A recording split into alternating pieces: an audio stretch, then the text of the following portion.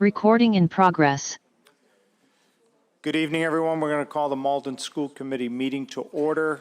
The time is 6:00 p.m. Today is Monday, December 2nd, 2024.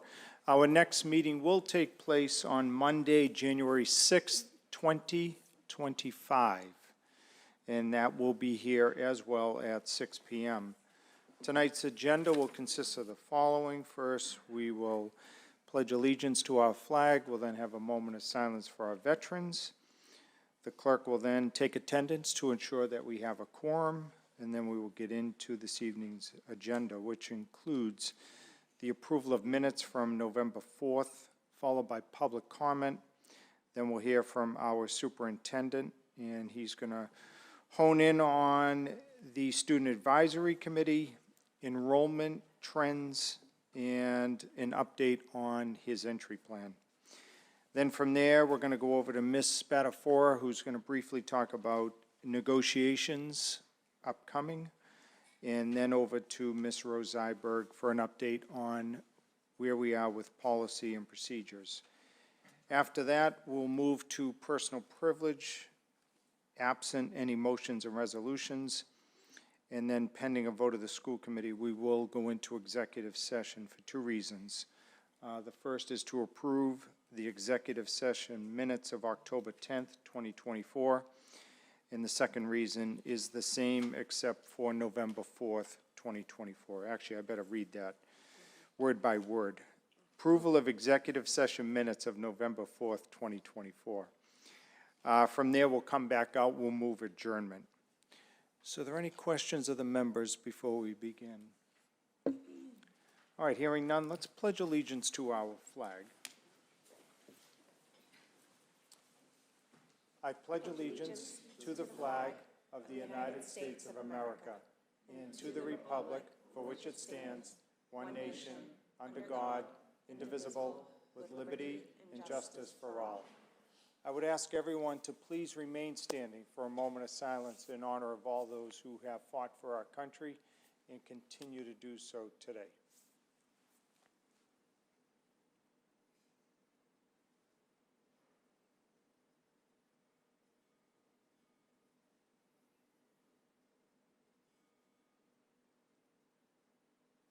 Thank you.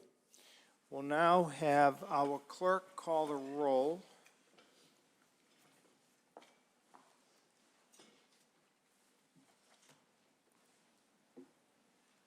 Mayor Christensen?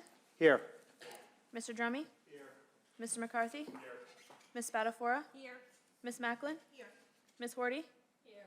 Mr. Gray? Here. Mr. Bernard? Here. Ms. Rose-Zeiberg? Here. Superintendent Sipple? Here. Student Representative Kathleen Fontanilla. All right, so we have a quorum sufficient to allow us to come together this evening. Let's get into the agenda. The first item is the minutes of November 4th. Everybody's had a chance to look at them. Mr. Drummy just moved that we approve them. Seconded by Mr. McCarthy. Any questions, everyone, on those minutes? You never know where they'll end up. Everybody's read them. All right, all those in favor say aye. Aye. Anybody opposed? The ayes have it. That carries unanimously. Now, if I'm not mistaken, do we want to jump public comment for a minute to introduce our Student Advisory Committee, or do public comment first? Got it. All right, we're going to proceed forward with public comment. This is an opportunity for members of the public to address the school committee. We only ask that you state your name and address for the record. The time per speaker is 3 minutes, and we're going to allot.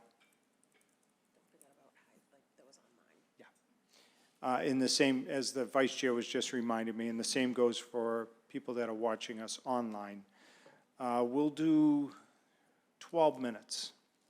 All right, here we go. Public comment.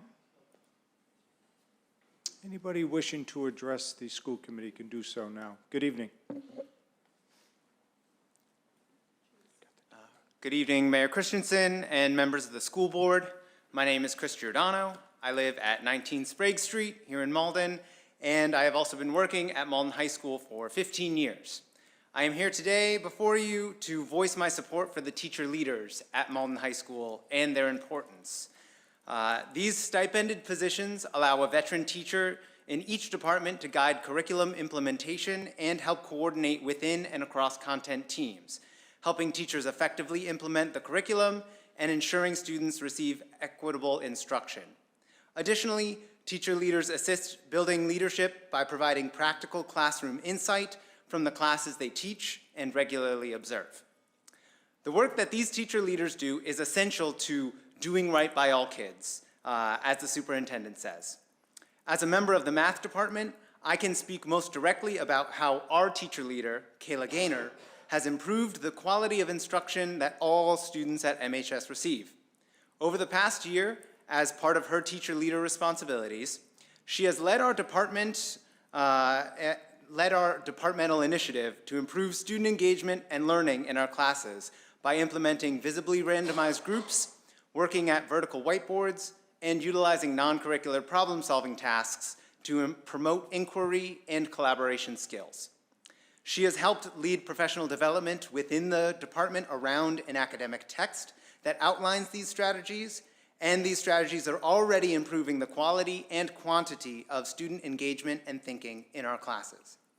Additionally, she aids content teams with the implementation of their curriculum maps so that students, whether they are freshmen or seniors, CP or honors or AP, have equitable access to rigorous instruction, and that student experiences are as similar as possible within a course, regardless of who teaches the class. As teacher leader, she attends as many of our content team meetings as possible so she can aid teachers in keeping consistent expectations throughout the entire sequence of high school math courses. The teacher leader positions at the high school have existed my entire career, 15 years and counting. As I hope you saw through my explanation, the work that they do is essential to helping all students achieve. These positions are posted yearly, but are often done by the same teacher for multiple years. Our current teacher leaders were under the assumption that they would continue to fulfill this essential work until they found out last month that there was an issue with the granting process that typically pays for their position. Thusly, they have been completing their responsibilities since the beginning of the school year without compensation. And this is the reason that I felt so moved to speak to you today. The work that they do is essential to achieving the superintendent's goal to do right by all kids, and it is imperative that these positions continue to exist and that the individuals who have been fulfilling these leadership responsibilities in our school be paid for the work in accomplishing this goal. There may yet be an easy solution to the problem, but I hope that you will use your oversight power to learn more about the situation and to ensure that my colleagues receive compensation for the work they have already done and that they will be able to continue to do this critical work through the rest of the year. Thank you. Thank you so much. Thank you. Anybody else wishing to address the school committee can do so now.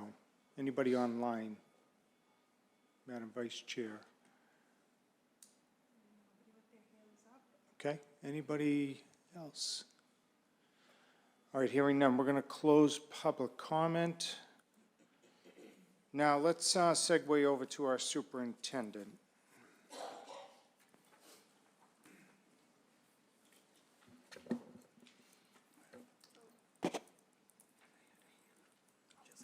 Stand by, Sue.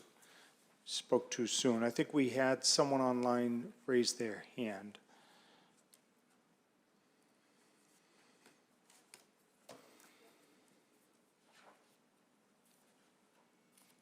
You there?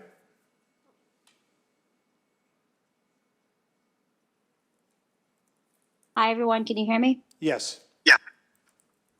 Hi, good evening. My name is Iman Bouzian Saidi, and I live on 30 Parkside Place in Malden. I'm calling today because I would like to talk about the lack of modification and accommodations for students with disabilities and how the data based from MCAS and recent superintendent reports have shown that every students that are designated as students with disabilities are largely falling behind in our districts. If we look at the MCAS data for 3 to 8th grade students, the percentages have dropped significantly to 3 and 4% in ELA and math compared to their other peers. So we already know that these students face unique challenges that require targeted support, yet I feel like our current approach is not fully meeting their needs. There are a lot of focus areas that we can discuss, like small group instructions, personalized interventions, and tools like assistive technology that can help these students bridge the gaps. Unfortunately, while teachers play a really key role in making these changes possible, they also need the right tools and trainings. Many educators that I've had the chance to talk to want to help, but the lack of knowledge to effectively teach students with disabilities in inclusive classrooms and in sub-separate classrooms is sorely lacking in our district. I'm hoping that we are going to think harder on offering professional development in inclusive practices and differentiated instructions that meet the needs of our staff and our teachers, but also for our students, so that we make sure that no student is left behind when we are teaching, whether academically, socially, or emotionally. Sorry, I don't know how long I've talked for, but this was my message. Thank you. Thank you.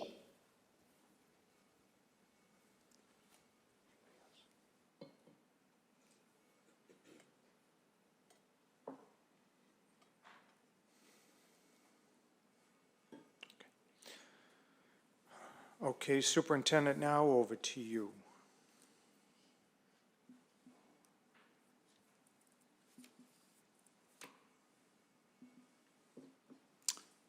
Well, good evening.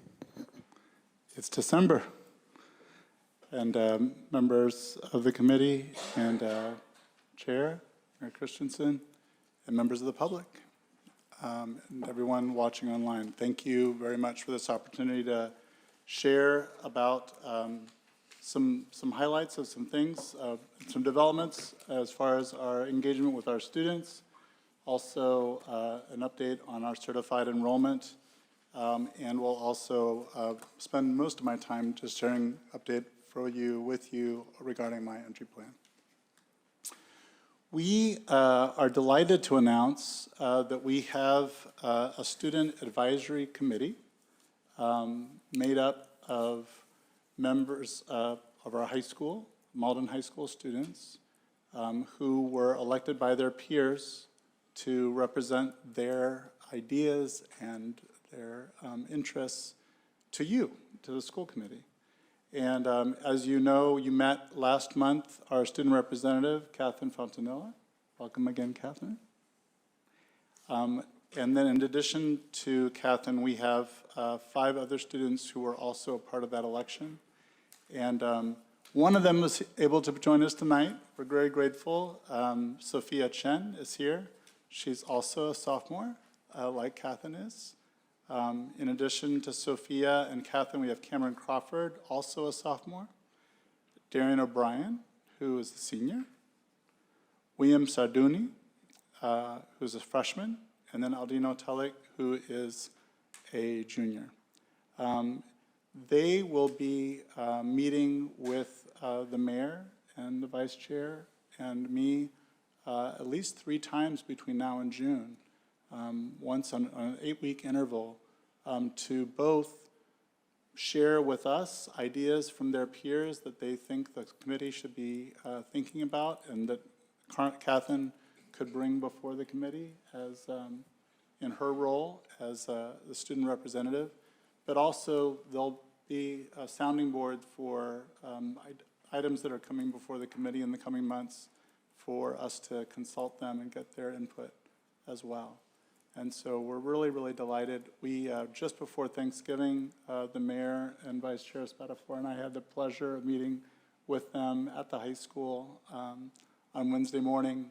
They came in early before the pep rally to meet with us and just to introduce themselves and get some orientation of what this Student Advisory Committee will, the role it will play. And we're just delighted to have them as a part of the process. So welcome, Sophia, and welcome again, Catherine, and please give them a warm welcome.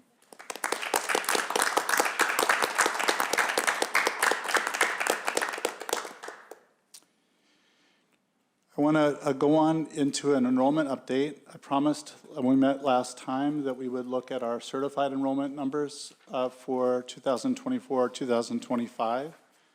Just by way of reminder, the Department of Elementary and Secondary Education certifies an enrollment at each school district the first week of October. And that's for the purposes of a myriad purposes, and not unimportant is the determination of the enrollment for funding purposes, not for this year, but for 25, 26. Everything's always a year behind with respect to funding. And so that's essentially why this matters so much, because they do look at that enrollment for a lot of purposes.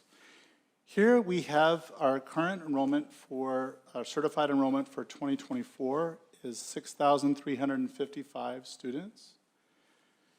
Two things about this number that you should know is it does not include the out-of-district placements. And so the numbers that I shared with you last month were a little bit higher than this because those out-of-district placements were included in that number. The other thing you should know is that this is counting, this total reflects all of our pre-kindergarten students, regardless of whether they are, regardless of their status, basically. And when it comes to funding purposes, pre-kindergarten students are not all counted, and they're not counted the same as our K through 12 students because of state law and state regulations. But taking that aside, you can see that our enrollment is slightly higher than it was in 2022, which was higher than 2020 and 2021, fairly stable with a slight increase this year relative to last year. If we look at our K-8 schools, all 5 of our K-8 schools, you can see what those enrollment trends look like at the school level. You'll see that Salemwood and Ferryway are at 5-year highs with respect to their enrollment, but the enrollment across all 5 of our schools has been fairly consistent over the last 5 years. Malden High School, very similar story. We have 1,890 students this year. We had 1,894 last year, which was a slight increase from the year prior. So you can see that the trend for Malden High has also been stable. And then our Early Learning Center, these numbers can tend to fluctuate. As you know, students at the Early Learning Center, they can only enroll in the program when they turn 3. And so some students, unfortunately, just don't turn 3 before October 1st. They insist on keeping their birthday at November 15th or January 20th, and so those numbers can go up and down a little bit, but overall, the enrollment at the Early Learning Center has been consistent for the last 3 years. This is looking at some of our special populations. This is our students with disabilities.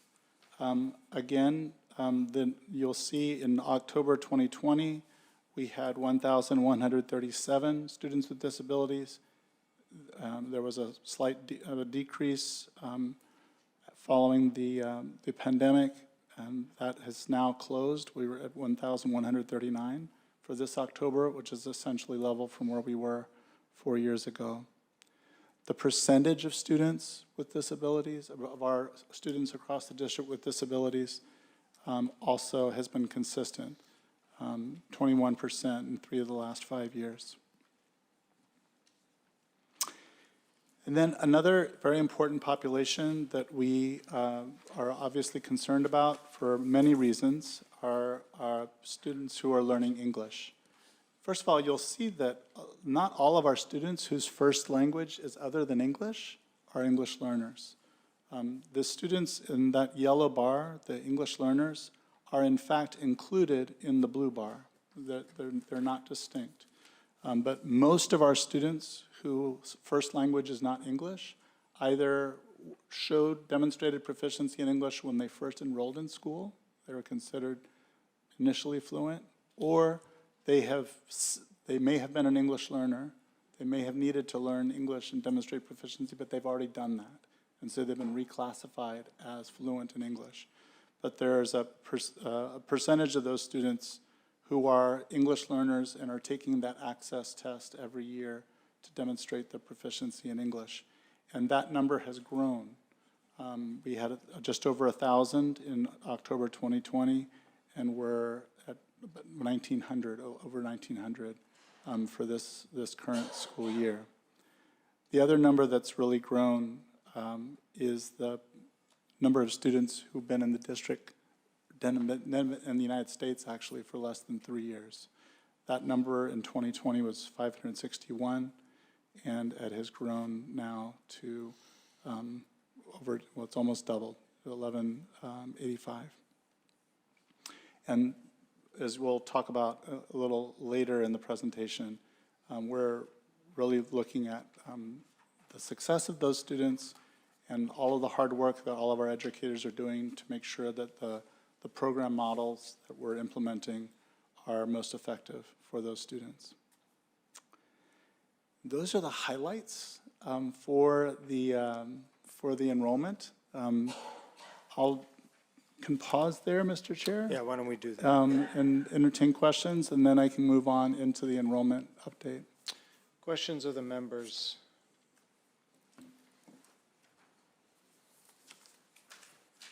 Just if I could lead off, one from the chair. On the first slide, the gross totals. October 2020, are these all computed the same way? That's a great question. Because I'm assuming if you take October 2020 and add in the pre-K, you're around what we are at October 2024, which would comport with what this group was told, I think 10 years ago when we did a study on where we were, where we are, and where we're going. And I don't have the study obviously with me, but I thought the conclusion was that the group that did the study projected we would be relatively stable going out. And so I'm wondering if that October 20 versus October 2024 is something missing in between. So thank you, Mr. Chair. We actually pored over these numbers for a long time, and to make sure that we were comparing apples to apples. Okay. The DESE has many different reports, some that include out-of-district, some that don't, some that include preschool, some that don't. And we wanted to make sure that these particular totals were calculated the same way. So they do, in fact, include preschool numbers. The one thing that is different this year going forward, but those students are included here, they have 5 different categories of pre-kindergarten. 3 of them are counted and 2 of them are not for the purposes of funding. And it has to do with whether the student has an individualized education plan, an identified disability, and whether they're getting at least 2 hours of service in a week. Okay. Those students are included in the count for the purposes of state funding. The students who are tuition paying, as all of our students who do not have a disability, but they're important parts of that community, they are not included for the purposes of funding because we get tuition from those families. Right. But to answer your question again, these 5 years, we did look at them very carefully to make sure that they were calculated the same way. Okay, we're going to go to Ms. Horty next and then over to Mr. Gray, but just one follow-up question. Throughout the presentation, you and your team didn't sound overly alarmed from 2020 to 2024. Is that within the margin of average growth you would expect? Well, we're encouraged not to see the numbers going down. Right, of course. I think that's the main thing. But is this considered an yeah. explosion? No, this is... No, Okay. it's not a huge increase. Right. And again, I do want to caution that when we look at that 6,355 and we look at the preschool element of that, which is about 230. Right. We did, those students, the way those students generate or do not generate funding is an important factor that we'll look at more closely when we get into budget season. Okay, thank you. Ms. Horty. Thank you, Mr. Chair. Dr. Sippel, I have a question for you in regard to the other population enrollment graph. You noted that the bar indicating students enrolled in U.S. schools for less than 3 years nearly doubled from 2020 to 2024. Now, I just want to make sure I have this correct. It's not necessarily students who are classified as English learners, but it's still students who haven't lived in the United States, yes? I believe that's correct. Is that right? That's right. Okay. So I guess part of my question for that is, that's a huge jump, which even if we have students who aren't ELs, we have parents who might be. So I'm just thinking about resources, and it just feels like a giant jump in a very short amount of time. And are we servicing those families, and how are we doing that? That's a wonderful question, Ms. Horty. We actually, this is something that, and again, we'll be talking about English learners, multilingual learners a little bit later in the presentation, and I can speak a little bit more about it. But we are concerned about this. One thing is that there is a percentage of these students who are referred to as SLIFE, or could be referred to as SLIFE, which is a student with limited or interrupted formal education. And so these are students who many times, almost always, because of factors outside of their control or outside of their family's control, may not have had access to a consistent educational experience prior to coming to us or coming to the United States. And we don't yet have a formal screening process for that in Malden, which is something we're planning to address. Because those students obviously can have very different needs from a student who, they may have been in the country for less than 3 years, but they came from a private school in their home country, or were in continuous educational experiences since their early childhood, but now they're just in a different home. So more to come on that. Okay, thank you. Thank you. Thank you. Ms. Horty, before we segue over to Mr. Gray, it might behoove you to speak with Elena Martinez, our Language Access Officer. I know she's been doing some conversational English with families of our students. And obviously, you know that we have the Immigrant Learning Center this way, and we have another school that opened at 2 Florence that is doing English as well for families here in Malden, and I think surrounding cities and towns. So we agree with you. It is an issue, and again, I think it'd be worth you having, speaking with Elena when you have a chance, just to see what she's been doing behind the scenes. Thank you. Over to Mr. Gray. Thank you, Mr. Chair. I think I have a question for Dr. Sippel, but I'm not entirely sure how to express it, so I'll kind of describe what I'm thinking.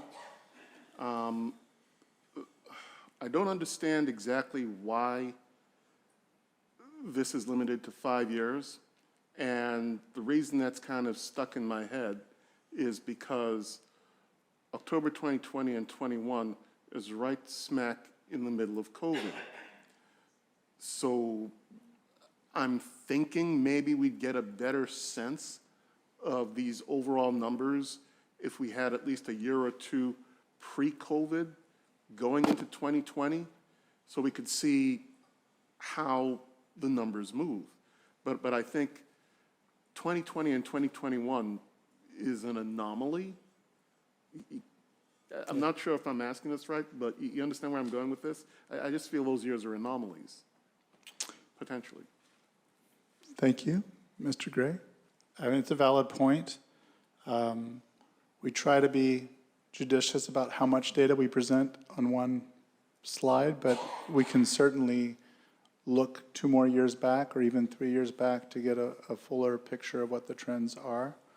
I believe, again, we can certainly provide that information to make sure that 19 to 20, 18, 19, 20 is consistent with the trend that you're seeing on these for these 5 years. Could we do that for next meeting? Is it- Absolutely. Okay. So I could even provide it, we could provide it to the committee before then. Yeah, why don't we do that then? Yeah. Okay, Mr. Gray? Anybody else? Did you have one? Ms. Spadafora? Thank you, Mr. Chair. Just in regards to the enrollment by school, this is more of an ask than a question, but is there a way for us to see capacity, seating capacity at each school in relationship to the enrollment numbers? Just because I know, Salemwood has, pretty sure maybe 1,300, the ability to seat 1,300, whereas BB, I think we're in the 900s, maybe 1,000. So just for pure selfish reasons to see where we're at, because a couple of years back, we were having these discussions with, I believe, our facilities subcommittee in regards to where we're at, specifically with the ELC at one point. So that would be fantastic if we could add a bar graph in correlation. And then to the mayor and Mr. Gray's point too, because I don't know if it's noted October 2020, we were in the middle of the pandemic. Were we actually enrolling students in pre-K at that time? That may account for a decrease in the numbers. I don't suspect we were necessarily opening enrollment if our facility wasn't even open. I'd be curious if that highlights the decrease in numbers, so. For those 2 years. Yeah, specifically for 2020, just because when we were coming back, we were in a complete remote setting for students, so I suspect people may not have even been enrolling or registering their students in pre-K at that time. I think as we collect, thank you through the chair. Yeah. We'll, in addition to the information for 2018 and 2019, to kind of fill out the trend, we can also look at the same for pre-K and provide additional context for those 2 years for Early Learning Center. Thank you. Yeah. Yeah, Superintendent, so 2020 that you showed is actually 2019. So these are all what was collected in October of that year. Of 2020. So it was the 2021, just as 2024 is 2024, 2025. Yeah. got it. It was always what was reported, what was certified in October of that Okay. year. Yeah, let's look at a few years prior to. Okay, carry on. Great, thank you.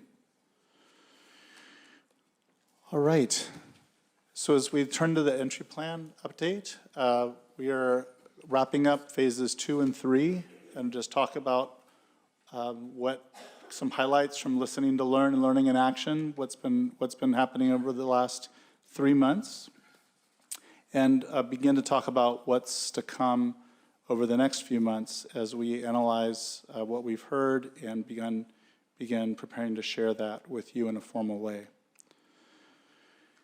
And as I turn to this, we heard some allusion to this earlier, and I'm happy to hear that. It means people are listening.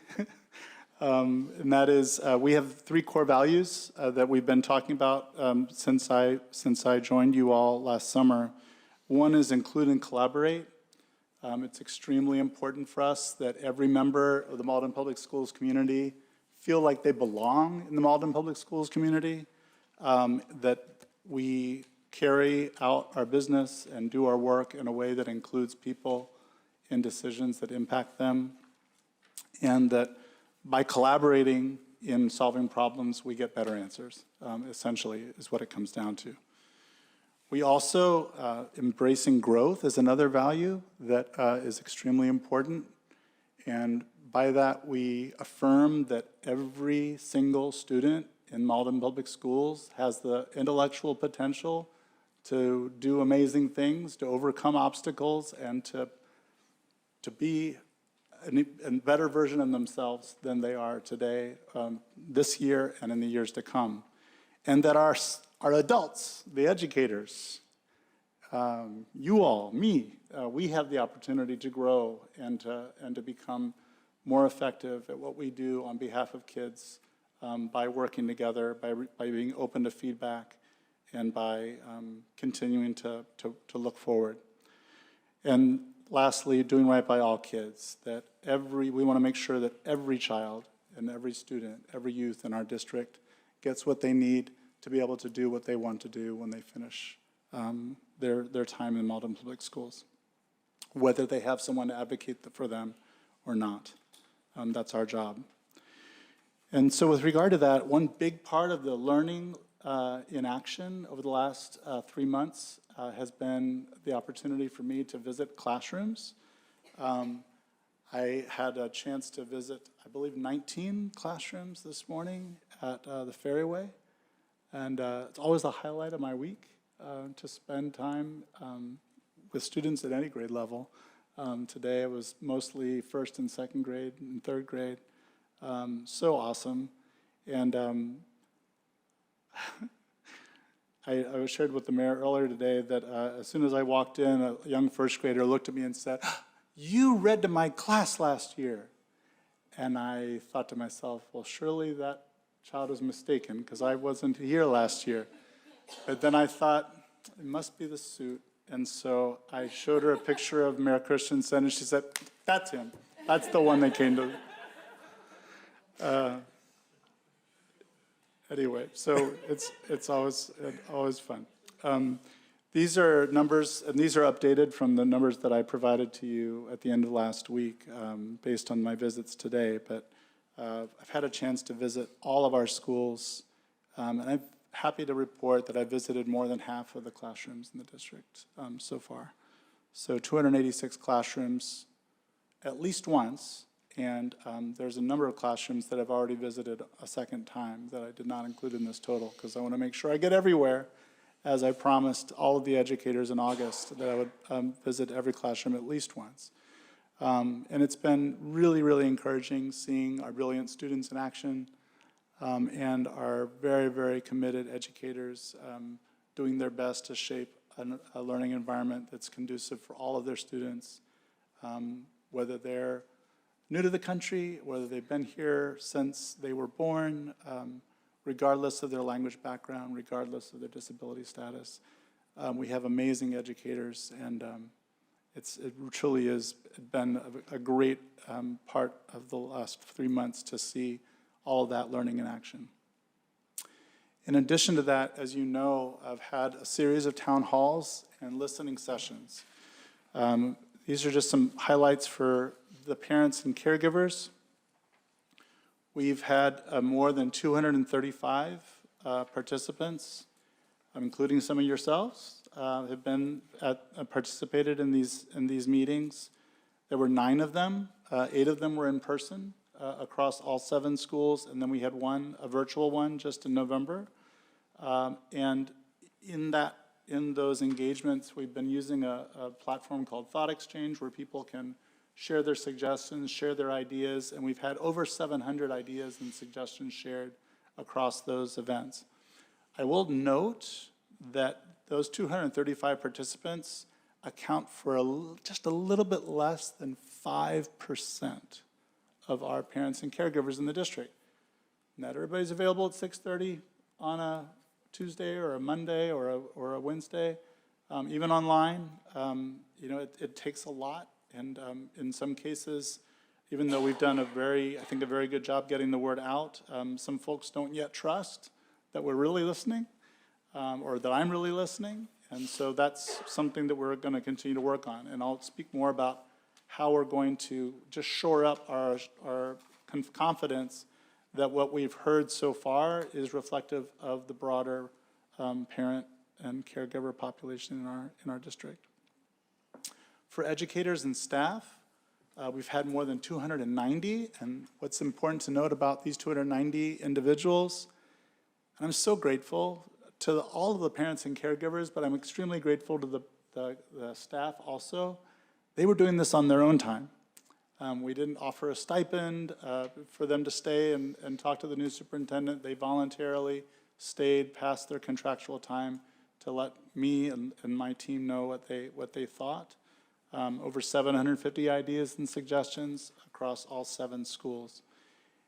Those 290 participants represent about a third of our staff across the district. And so similar, even though it's better than 5%, we want to make sure that what these folks have communicated is indeed reflective of what everyone else thinks too. And with that in mind, we're going to be moving from listening and learning, which is what we're beginning to wrap up, and looking ahead towards a formal report of my entry findings, which I intend to bring before you at our meeting in March. Between here and then, we've already begun analyzing input from all these various groups. But as I stated, we had little less than 5% of parents, about a third of the educators were included. So we're going to have follow-up surveys where we're going to bring before everyone, all of the parents and caregivers in the district, what some of those themes were that we've heard so far. And we want to ask them, does this resonate with you? Do you agree that this is something that's important for the district to address, urgently or longer term? The survey for parents and caregivers will be launching next week, and then the survey for staff will be launching right after the holiday break. We're taking time to analyze all of the data we've gotten so far and just say we're not done yet, but we want to come back and just make sure that we've heard accurately and that we've given other people a chance to chime in and to contribute other ideas if they have them. Also going to be talking to students. We'll be talking, obviously, with our Student Advisory Committee.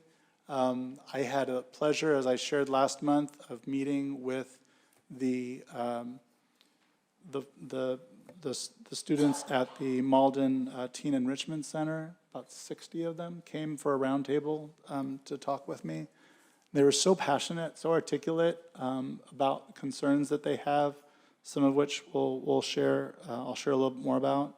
But it was just very, very, very a good reminder for me that students have a very important perspective, and all of our decisions impact them. We need to make sure we're including them in the conversation.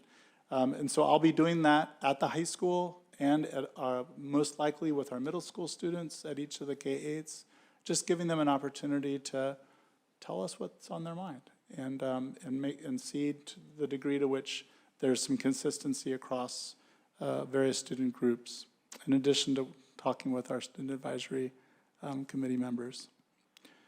We'll continue observations of classrooms and schools. We have all of our administrators in the district, our assistant principals, our directors have been working on trying to come to a more coherent and a more succinct vision of what good instruction looks like.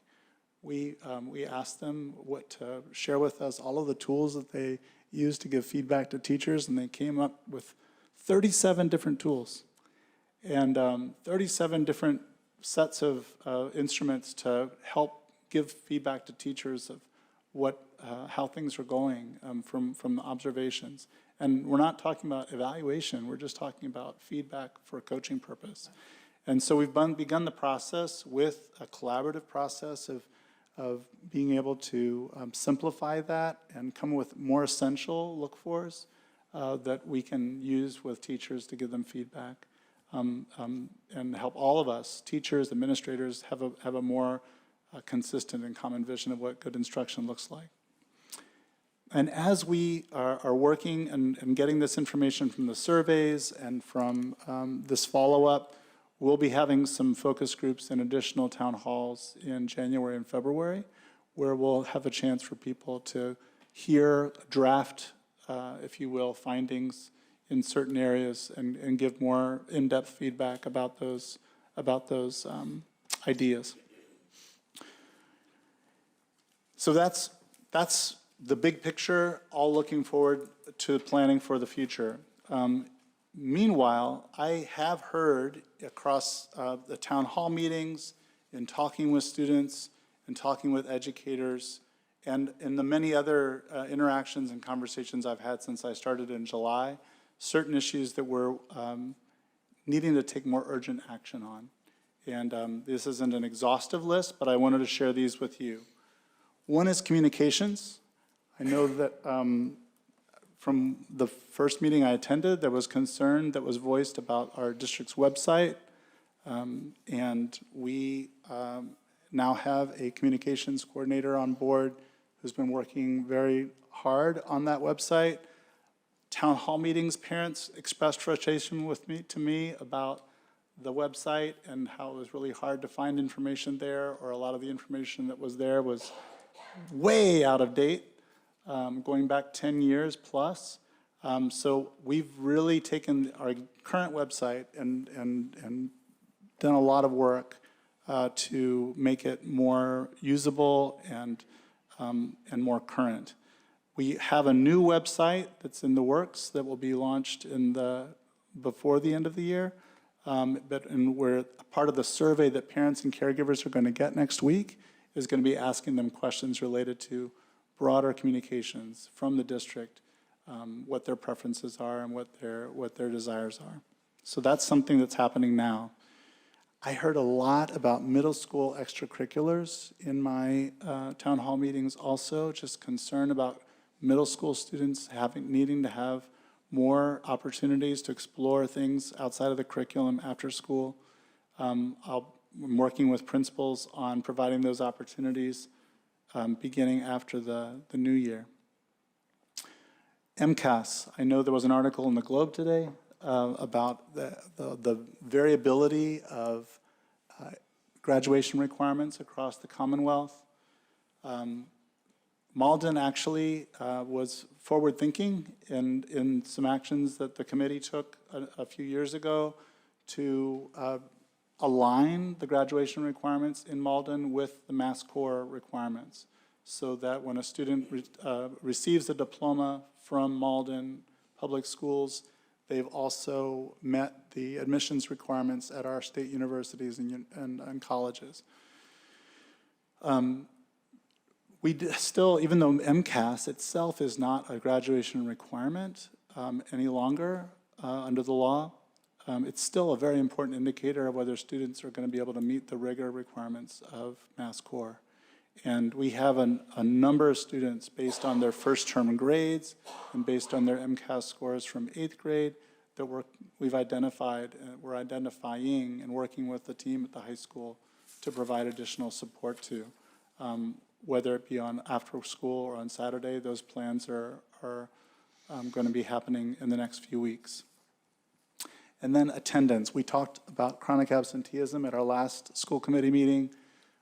We are going to be launching a campaign with families to just really make sure they're clear on the importance of school attendance. And no, we don't want their students to come to school if they're really sick.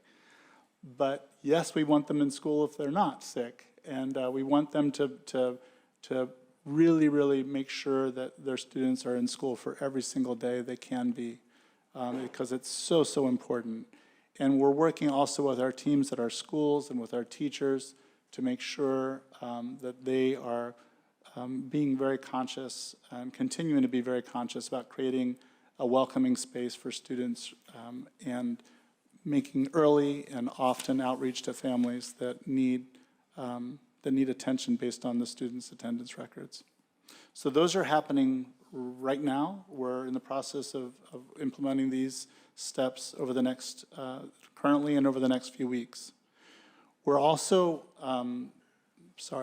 we're also working on laying some groundwork for some things that we probably you won't see actually materialize until next year. And these are 3 areas for that. One is recruitment.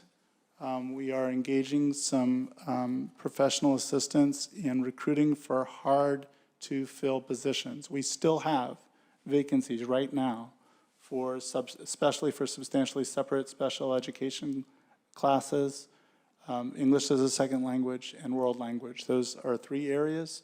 They're not the only ones that across the country tend to be hard to fill, but those are 3 areas that we have found and that we still have vacancies right now. We want to fill those. We don't want to wait till the end of the year to fill those vacancies. We want to fill those vacancies as soon as we can and have those people in place as we go into the end of the year so that we can start the next school year with all those positions filled. We have begun looking at high school schedules. Just one thing that I heard from the students in the roundtable with the Malden Teen Enrichment Center. I heard from a reporter from the Blue and Gold who interviewed the mayor and me a few weeks ago and wrote a very compelling piece in the Blue and Gold that was published online last week. It's about students who don't have a full schedule. They have a directed study as one of their classes, and they're students who are desperately wanting to really make the full use of every part of the school day to prepare for the future. And I heard that concern from teachers. I heard the concern from Principal Mastrangelo when I first visited the school last June. And so we don't have a specific solution at this point. And we will be collaboratively engaging with teachers, with the union, to really come up with solutions and options that will meet this need. But we want to make sure that all of our students have a full schedule next year. And then lastly, we talked about English learners. We do have just some questions about how do we best meet the needs of these students. And we'll be engaging, again, collaboratively with teachers, with our union partner, with students themselves, and looking at data to have conversations about the best way we can meet these students' needs as we go into next year. But we don't start those conversations now. We won't be positioned to be able to make any significant changes when we get to school starting next August. And so those bottom 3 are a little bit longer term, but we have to start the planning now in order to execute changes that will actually yield significant differences for students next year. And with that, I turn it over to you. Thank you. All right, for your thank you. attention. Thank you, Superintendent. A couple of questions. I know the Vice Chair has mentioned on these future get-togethers, these town halls, you're going to be open to possibly scheduling those on a weekend or weekday at 10 a.m., try to capture different populations. I think you had mentioned that. Yes, thank you, Chair. We do have, we have all the events we've had thus far have been in the evening during the weekdays. And so that's a legitimate question. You know, if we had something in the morning, would that be something that parents or caregivers, given their work schedule, might be able to access more easily? We're going to find out. Okay. And the weekends, that's another option as well. Okay. Yes. Second of 3 questions. The 700 suggestions, how much did they cost? The 700 suggestions, Yeah. well, the suggestions were, What did they run, the gamut? Was it physical? oh, I Was see it- what you're saying. Yeah. I see what you're saying. Was it They financial? did run the gamut. Okay. They did run the gamut. I mean, some folks want more recess, some people want more homework, some people want, like it's Everything. everything. Okay, They want positions filled. right. They, teachers want to make sure all students have a full schedule, that there's professional development that's responsive to their needs. I mean, they really did run the gamut. Okay. Yes. And then just our student representative, Catherine Fontanilla, this MCAS requirement, so it was passed by the people, but what are you hearing from the mass superintendents? Is it a done deal, or might the legislature, when they come back in January with the new group, do something with that question where? So we had a webinar with the acting commissioner in mid-November after the election. And we do anticipate that the Department of Education will have additional guidance. At this point, it's anticipated that they will continue to offer retests for students who don't meet meeting or exceeding expectations on the test for the purposes of certain scholarships that are aligned with the MCAS. But as I believe everyone knows, and those watching online, the MCAS is still the high school assessment that the state administers in compliance with federal law. That requires us to assess all students in grades 3 through 8, and then again once in high school in English and math and in science. So that's not changing. So 10th graders will be taking the English and math MCAS, and students will also be taking a science MCAS in biology or physics this coming spring. And that will continue to be the case until there's a change in federal law. Okay, very good. All right, let's open it up. Any questions from the members? Let's go to Mr. Bernard. Thank you, Mr. Chair. Just a quick question about the attendance. And you might not have these numbers, but the one thing that kind of popped into my head is that if we have kids that are truly ill, you know, they tested positive, yeah, we do not want to go and spread disease, or if they have measles, absolutely not. My question or concern is if we go and indicate, if there's an indication that a student is going through some mental health challenges, what are we going to be doing to encourage them to come in? And the reason I bring this up is I'm thinking of that student that's in Braintree that's kind of stuck in this gray area where they need to go and be out of that school district, but there's an insistence that they come back in. I want to make sure that we don't go and have that same situation pop up and that we're able to take care of them. Thank you for that question. So Assistant Superintendent McDonald, what she's been doing is having monthly meetings at each of the schools. And there are a list of students that, we want all students to come to school, but there are a list of students who've already, based on the attendance during the first 3 months, are students of concern, or where their attendance record is indicating that something could be wrong. They missed a lot of school if the current trend continues for the rest of the year. And so between the administrators, the counselors, the teachers, and we have school adjustment counselors and also guidance counselors. We have a supervisor of attendance who makes home visits.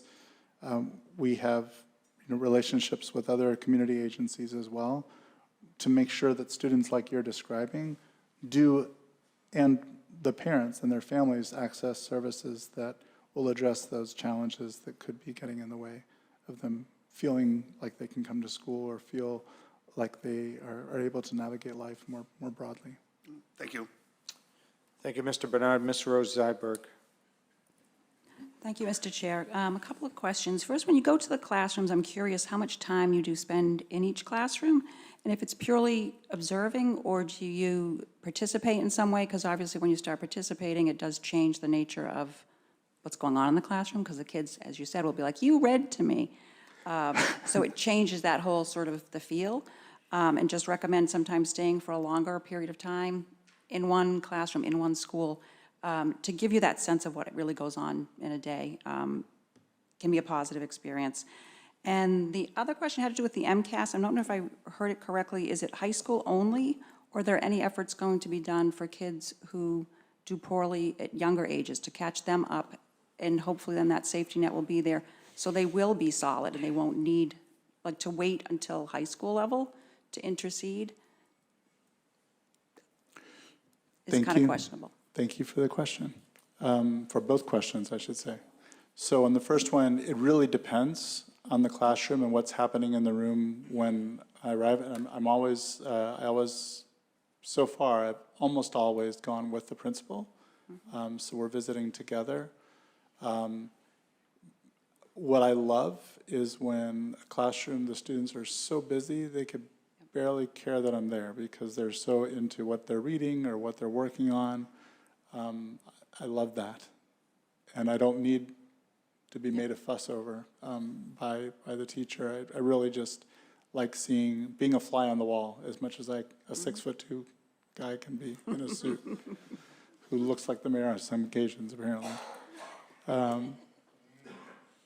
But I really, that's what I prefer, and I can spend 10 minutes in a classroom where that's the case.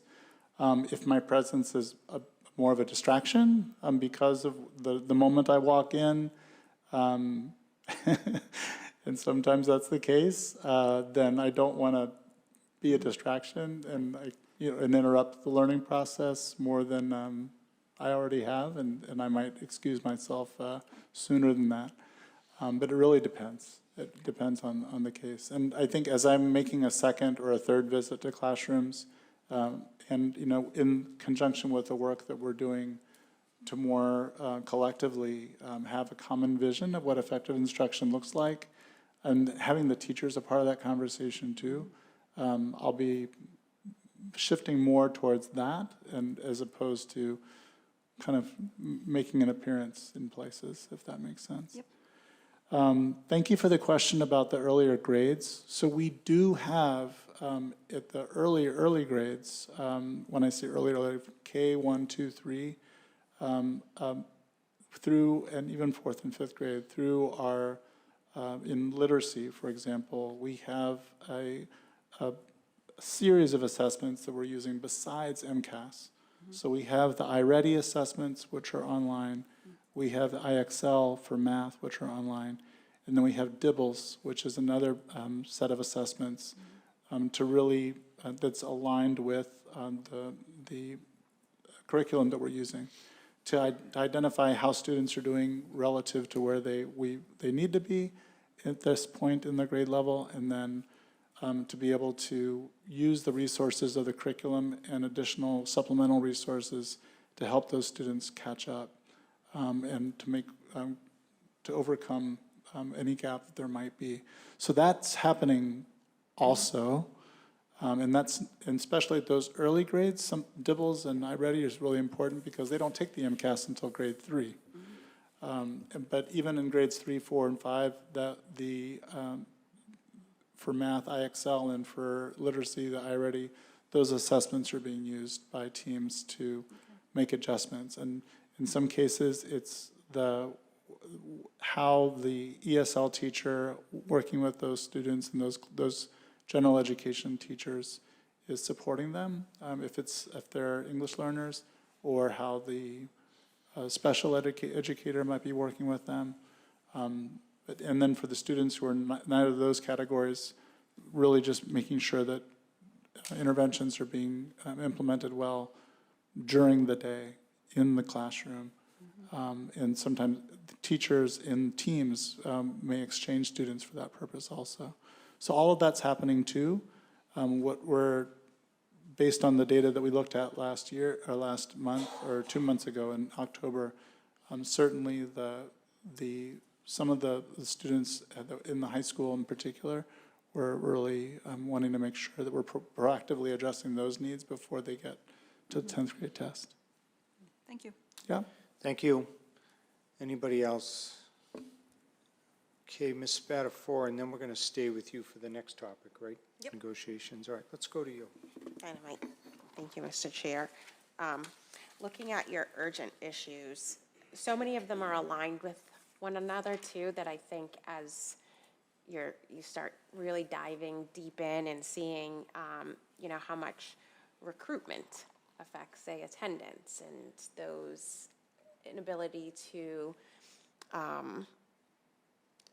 have teachers in the classroom forcing students to now be in those directed studies. And But I'm curious, because there is a topic on here that I think I would expect to be on here that I don't see, and that is special education.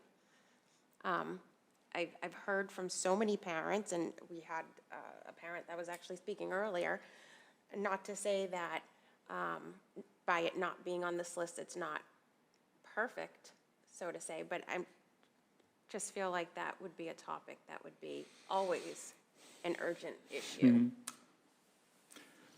Thank you for the question.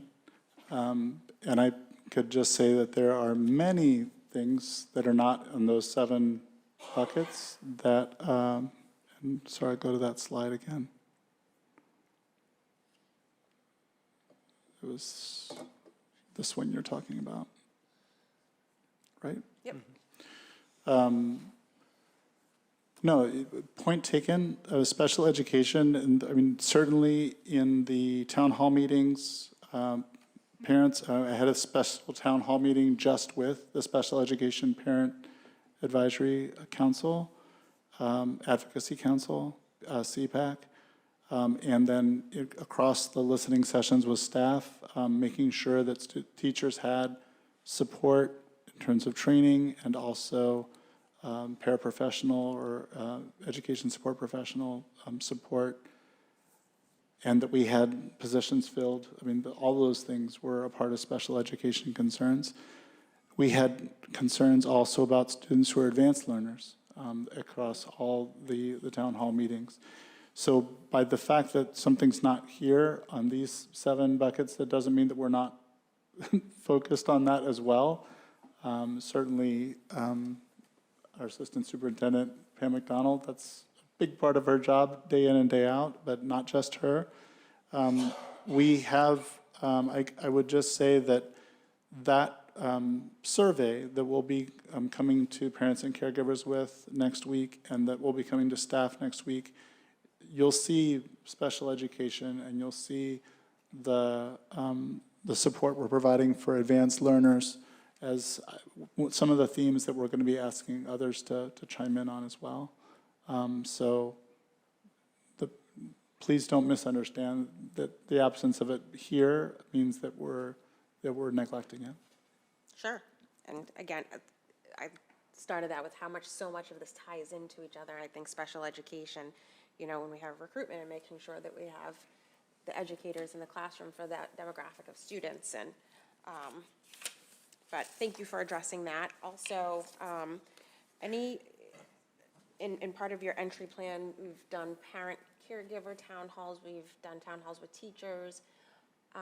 Any future with our students, specifically maybe at the high school, whether it's a town hall or just a survey, just to hear from our, I'm going to say the older students, in regards to their education. I don't want to discount our younger learners. I'm just keeping it kind of at a high school level, especially because we have our student rep sitting beside me, so. Yes, yeah, just reiterate that this middle box here, engaging with diverse groups of students, that's exactly what's intended there. So kind of more informal gatherings of students at the high school during lunch, just pulling in almost random groups of students to get as much of a cross-section of the school as possible is one angle. Another is talking with more formal advisory groups that exist within the high school already, and in addition to our student advisory committee members, and then surveys as well.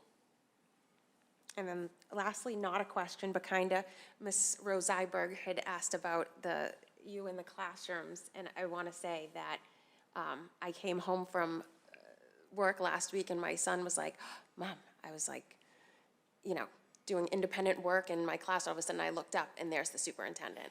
So not disruptive, but there, which is great because I think, you know, students are seeing that their district leader wants to see what's going on in the classroom. It's not this person that is just making decisions to make decisions, but it's based on what he or she is seeing in the classrooms, in the hallways. So I was really excited when he said that, and hopefully, Like, did you acknowledge him, shake his hand, make sure you said hi, be polite? But thank you for that. That's impressive. And only to that, how many classrooms do we have? You've made it through 200 and, I think there's sometimes some of the teachers on the list, they spend a lot of their time pushing in into other classrooms. And so in terms of teachers who have discrete spaces dedicated to them, and sometimes they're a speech and language pathologist or, might have another role. And so it's a little bit of a soft target, but it's around 500, I believe. very well. All right, thank you, Superintendent. Now, let's stay with Ms. Spadafora to talk about negotiations. Thank you, Mr. Chair. So this is just a very brief update for members, for the community, and I'm sure just turning on your TV, seeing other cities and towns in the midst of their negotiations and bargaining. So just an update to everyone that the Malden Education Association has notified the district of their intent to bargain. The units A, B, and C, so that is teachers, directors, and our ESPs, their contracts all end in August of. And assistant principals, yes. So the unit B all end in August of 2025. So the intent to bargain coming from the MEA was to start our bargaining process in January. And with that being said, our negotiation subcommittee will be meeting on December 9th at 6 p.m. And that will be an executive session meeting to start our process on this side. And up until now, the superintendent has been meeting with his cabinet members just to get a feel for the process here in Malden and what it's going to look like moving forward. So a very brief update, but I just wanted to make sure this committee remained transparent in the process and make sure the community and all members were aware of it. We're going to be hitting the ground running in January, and any member that is not on the subcommittee, you will be obviously getting updates through committee meetings, but also feel free to reach out to any of the subcommittee members with questions, concerns. It's very exciting times coming up. We'll see about that. Any questions of Ms. Spadafora? Okay, let's go to Ms. Rose-Zeiberg. Thank you, Mr. Chair. Just very briefly, Policy and Procedures Subcommittee, we met on November 26th, and this was to address the residency policy that was sent to us to take a look at from the prior last month's meeting. Just so folks who don't know, it was it had come to us to look at if any changes, to make any changes, and particularly looking at when people move, when a child is in 8th grade or 12th grade. As we kept discussing this, it came up, we had a lot of different scenarios, a lot of different questions. In understanding there's a lot that goes into this. It's not an easy change to make because there are funding implications that go through it, there's school choice implications, there's questions that we started going into a lot of different, like, well, what if this, what if that? Even as far as like in an emergency situation, if some child goes through a trauma situation and we don't have something like that's not in our current policy. So we did decide that we're staying pat with the policy as it is right now. We didn't suggest any changes with the goal that we put on ourselves to check in with other cities, see how they handle situations like this, and schedule meetings. The very latest would be by the end of January to take a more full look at it. So that's where we are, and that's what we will do. Thank you. Appreciate that update. Any questions of the chair? Let's go to Ms. Horty. Thank you, Mr. Chair. Of course. Ms. Rose-Zeiberg, question about that, because I don't know the policy off the top of my head. Is there, I know that we've had a couple different folks come and present their case, for lack of a better term, to us. is that written in the policy that they have that option? No. The policy, I have it somewhere, I can give it to you after. The policy is supposed to be that you notify within 5 days of moving, I believe it's 5 days, and you leave. Right.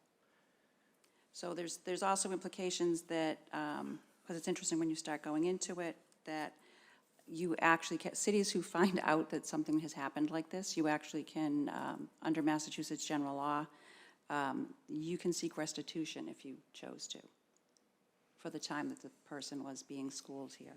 Yep. I don't know historically if any city has done that. So that's where it starts getting tricky when you start making changes, but then there are implications that tie into a lot of different other Massachusetts general laws, so it's not, you have to look deeply at it, basically. I guess that's part of the reason that I was asking if there was some sort of extra line at the bottom that says, you know, review by the school committee, review by the superintendent, like something like that.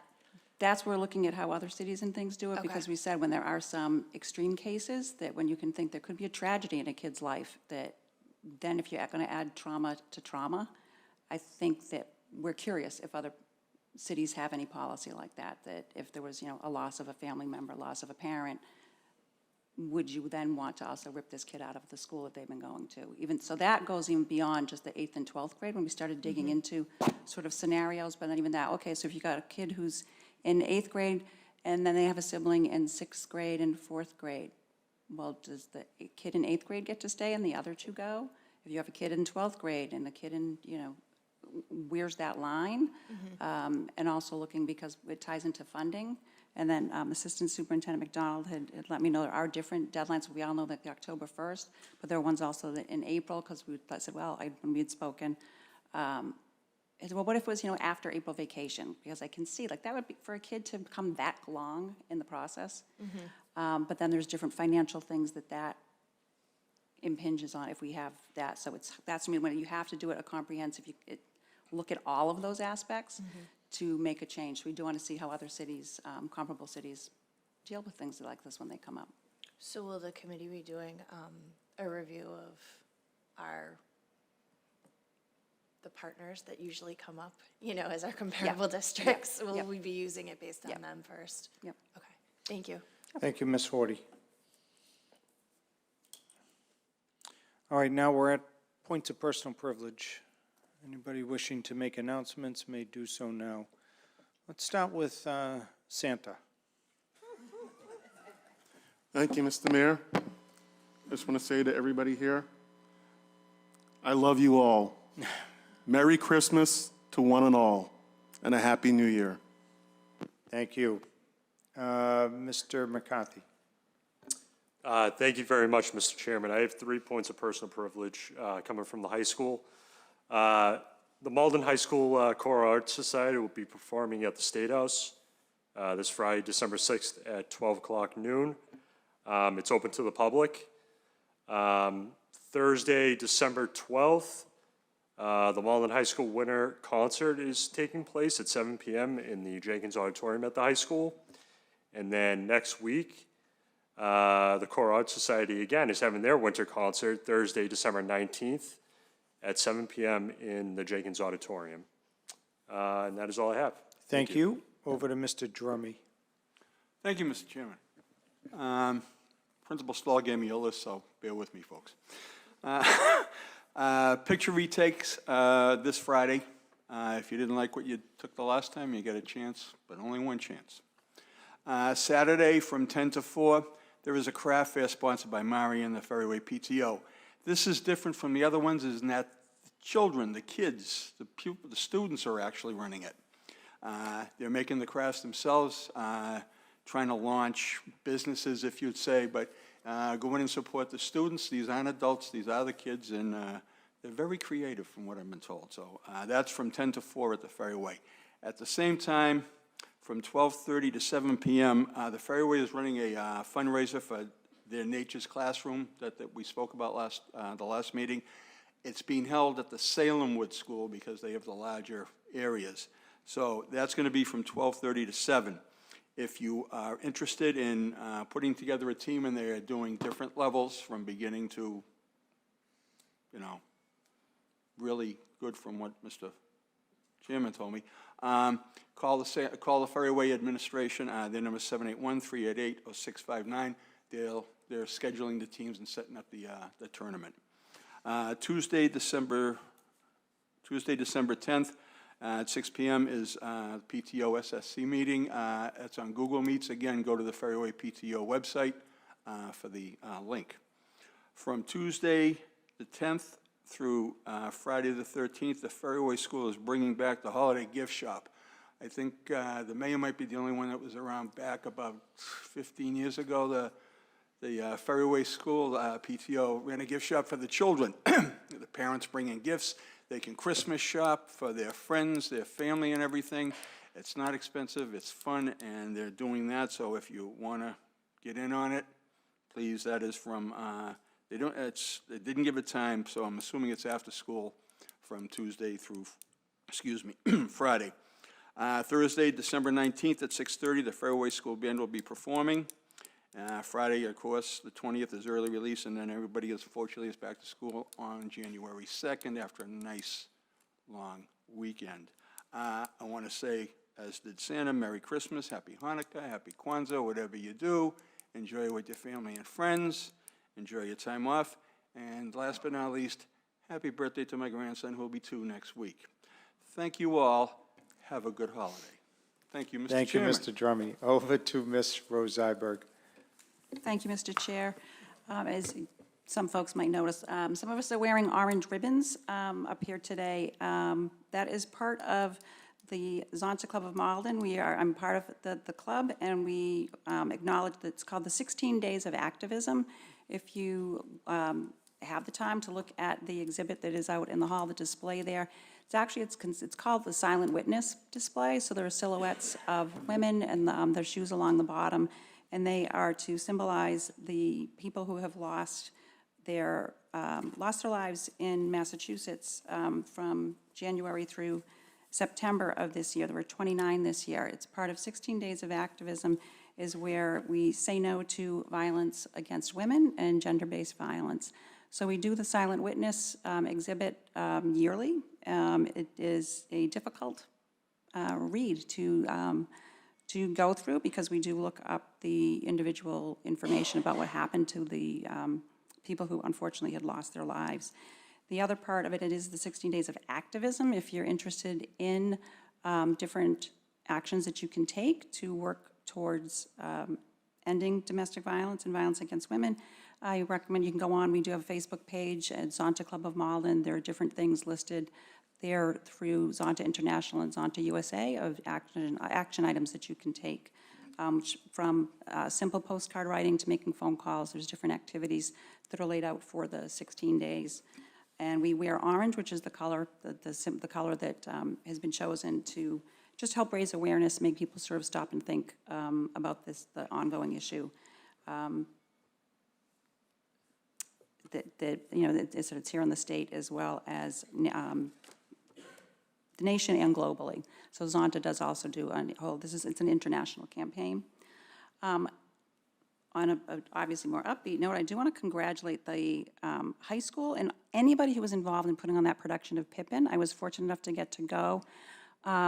Absolutely loved it. I've been fortunate enough to know Mr. Cole for a long time and sat next to him and saw, as he's troubleshooting as the show's going on, he's just top notch. And the kids just, to see them, they were so joyous in what they were doing. It was heartwarming to be there. So just congrats on a very well done production.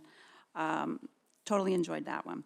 And for Linden, the PTO is having their holiday shop this week. Items go from $1 to $10. They just say you can come by, similar ones, pick something up for somebody. Next Tuesday through Thursday, their students are going to be selling candy canes after school. That'll be for 2 weeks. They're going to be doing that also to raise money for the PTO. Very excited to have heard that there is a middle school band that has been starting up as a club. And their first official concert will be December 19th at 4 o'clock. They're starting up having some rehearsals and things. Was very thrilled to hear that. Band's really important, and it's great to have one starting in middle school, so hopefully that they'll feed into the high school.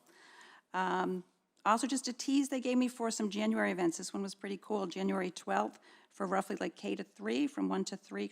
It's a Sunday. They're calling it the Stuffy Sleepover, meaning stuffed animals. So the kids bring a stuffed animal in a shoebox. There's a story that ties into this, which they'll get to read. Then they leave their stuffed animal at the school overnight.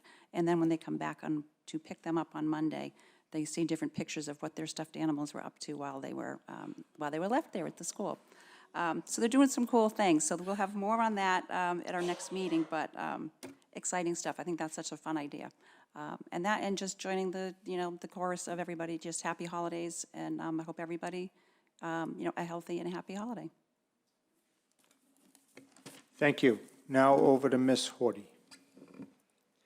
Thank you, Mr. Chair.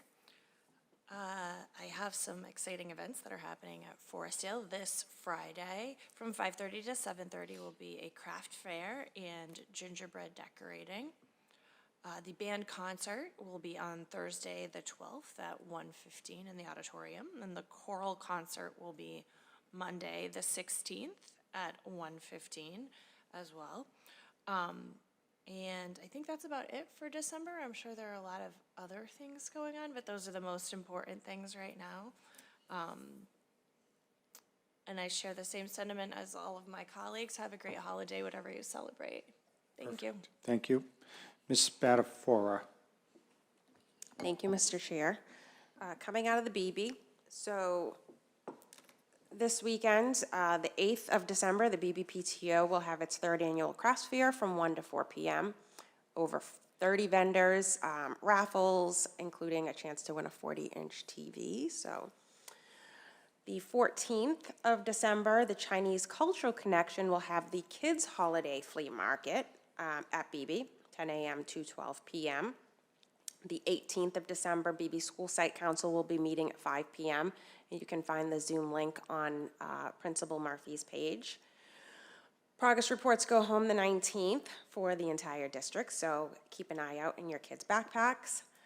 And that's about it for BB. And then one last update coming out of the high school is this Thursday is parent caregiver conferences from 6 p.m. to 7:30 p.m. And then across the city, we have the 7th of December, the Winter Market on City Hall Plaza, which you will be able to shop local artists, and that's 12 p.m. to 4 p.m. The 21st of December, the City of Malden and Malden Reads will have its 3rd annual Winter Wonder Celebration, and that's from 10 a.m. to 12 p.m. right here in City Hall. And last but not least, the Public Safety Holiday Drive is currently accepting donations at the Malden Police Department headquarters on Eastern Ave, as well as the Malden Fire Department's headquarters on Sprague Street, which is diagonal to the high school. And you can drop off any new unopened toys for their holiday drive. And I said last but not least, but this is really last but not least. Me and the superintendent were able to meet with our district PTO. And one topic that has come up, and this is not the first time it has come up on this stage, is our textile bins that are located at all our schools. Again, these are for textiles only.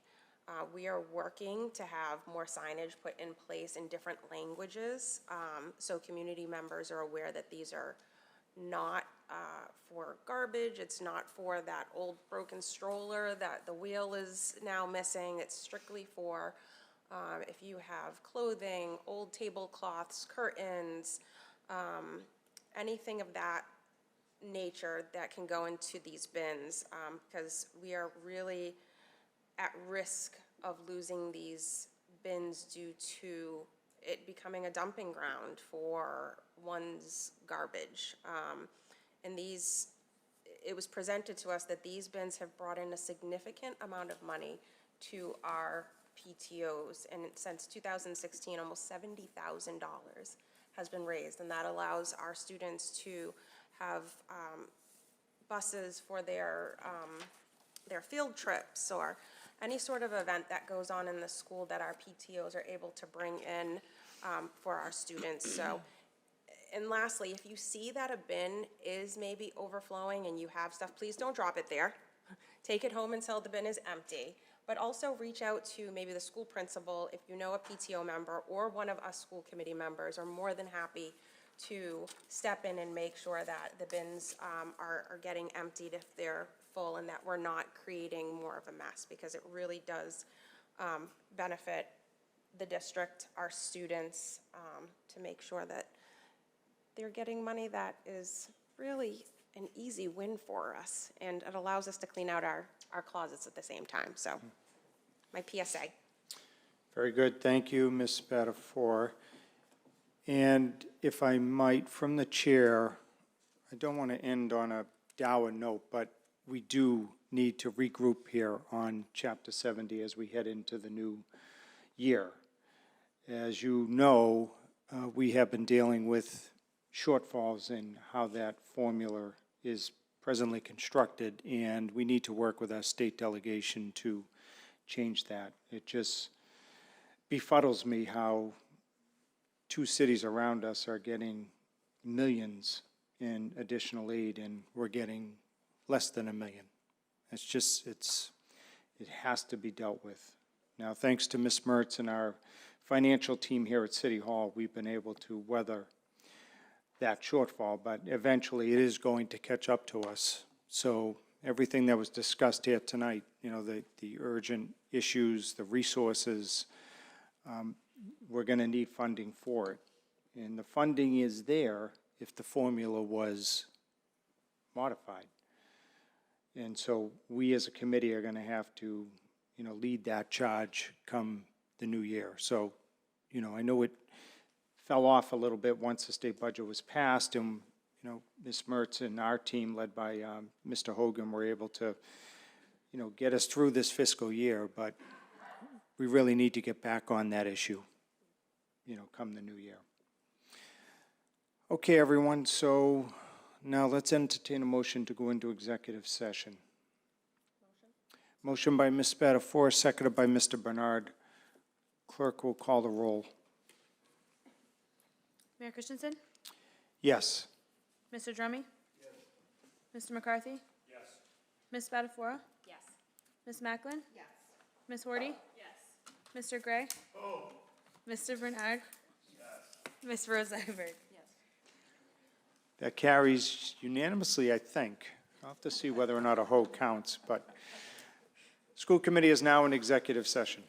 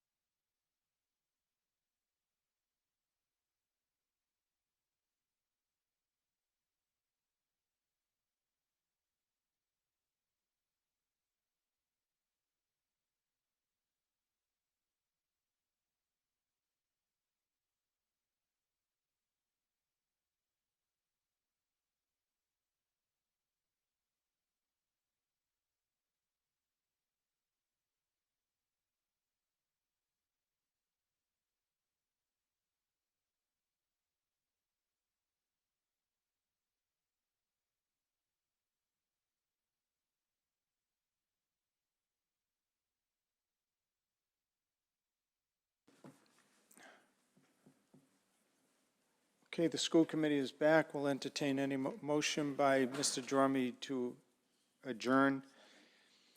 You can only second that motion by Santa, right? So let's adjourn in honor of the newly engaged Ariana Langston. So we want that in the minutes. We want it in the minutes. All those in favor say aye. Aye. Anybody opposed? School committee is hereby adjourned.